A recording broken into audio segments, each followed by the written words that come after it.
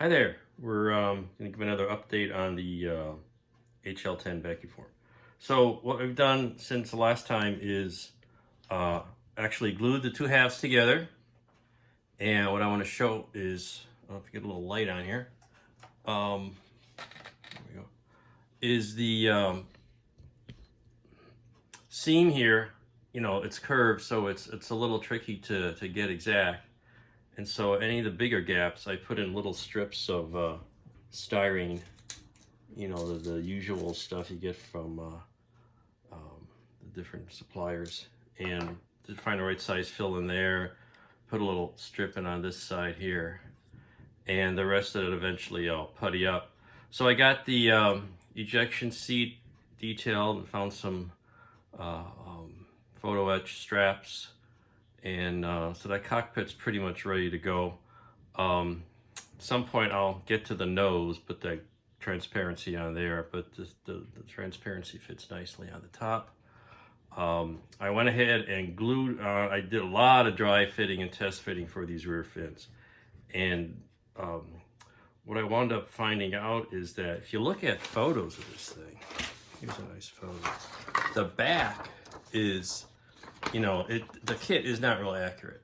The back of this thing has two split flaps on the fin, all three fins, and even these horizontal fins, and they don't blend in smoothly. You can see there's actually a gap in there when they're close together, and so the kit doesn't represent that. So I'm going to do the best I can to get something close. So what I did is I actually added a piece here on the inside to thicken that up and to make a blunt back.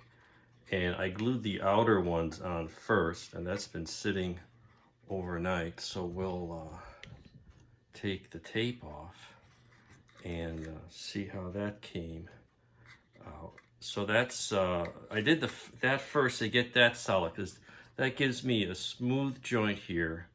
I had, again, filling some of the bigger gaps with styrene and then backfilling to give a little shelf for it to sit on inside there and on the top.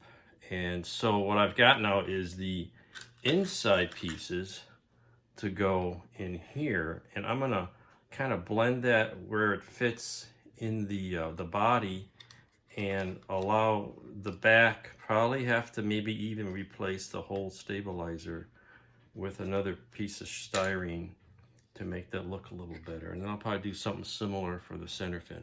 So I'm working on these back fins right now. Again, vacuum forms require a fair amount of scratch building and adaptation. But it's kind of fun, and if you keep it straightforward and simple, it can be a fun little exercise, something different, and you're gonna get an unusual topic that you won't find anywhere else. Which is kind of what I like. So that's where we are. So the next step is going to be to continue to fair this in, work on this inner fin, and then maybe now that I've got a good solid joint here, put a little white putty on those edges. So that's where we are today. Stay tuned for more updates, and happy modeling, and stay safe out there.